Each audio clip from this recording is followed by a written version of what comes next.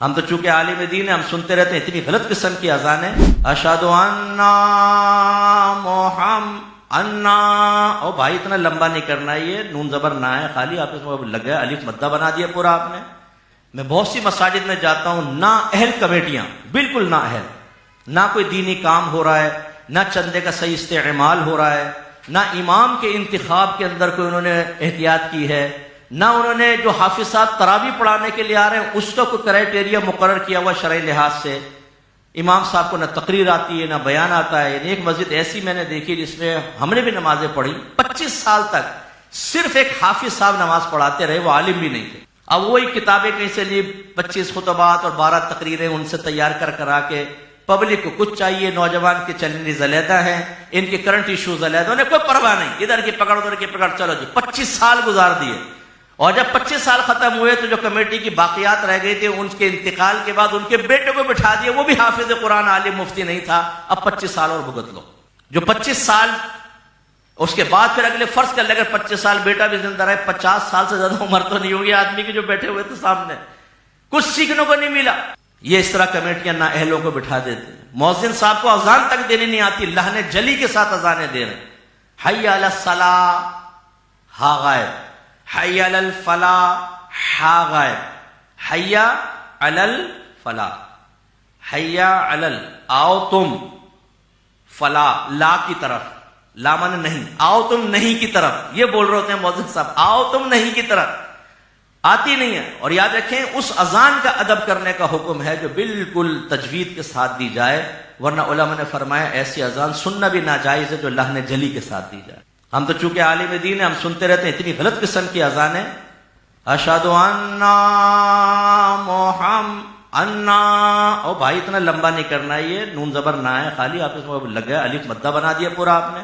ایسے یہ اللہ اکبر، اللہ، اس کا معنی کیا ہو گیا؟ کیا خدا ہے؟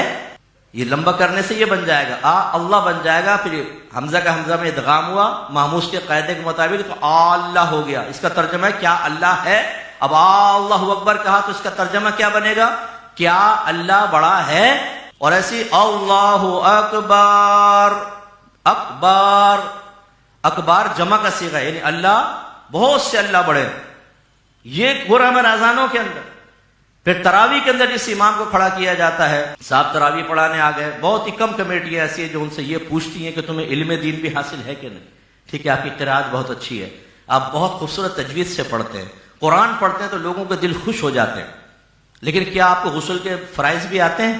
کپڑے پاک کرنے آتے ہیں؟ کتنے حافظ قرآن ہم سے سوال کر رہے ہوتے ہیں صاحب یہ کپڑوں پہ یہ لگا تھا وہ لگا تھا، میں نے تو ایسی نماز پڑھ دی، کیا یہ ناپاکی تھی فلاں تھی؟ بھائی پوچھیں، انٹرویو لینے کا واجب ہے، انٹرویو لینا، کمیٹی کو بٹھائیں سامنے، بتاؤ یہ سب چیزیں تمہیں آتی کہ نہیں آتی؟ آتی ہوں گی تو پھر ہم کھڑا کریں گے، ورنہ ایسا نہ ہو کہ تمہاری بیوی کو کپڑے پاک کرنے نہ آتے ہوں، تمہاری اور تمہارے بچوں کے ناپاک کپڑے ایک ہی واشنگ مشین میں ڈال کر دھو کر آخر تک ناپاک طریقے سے وہ استری کر کے اور تمہیں کپڑے پہنا کے بھیج دیں، اور تم ناپاک کپڑوں میں نماز پڑھا کر ہمارے پورے نمازیوں کی نمازیں برباد کرو گے، اور وبال کمیٹی پر ہوگا کیونکہ کمیٹی نے اس کو کھڑا کیا تھا، یا ان تمام نمازیوں پہ ہوگا جنہوں نے مل کر اس کا انتخاب کیا تھا، تو پھر میدان محشر میں پتہ چلے گا یہ نمازیں تو تمہاری ہوئی نہیں۔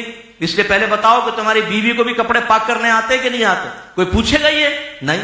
بڑی بڑی اہل سنت کی مساجد اور دین کا کام بالکل بھی نہیں ہو رہا اس میں۔ ایک میرا شاگرد ہی تھا، اس کی بڑی مسجد میں مجھے بیان رکھوایا، میں نے کہا بتاؤ کیا کام کر رہے ہو یہاں پر؟ کچھ بھی نہیں، ختم قادریہ ہوتی ہے مہینے میں ایک بار۔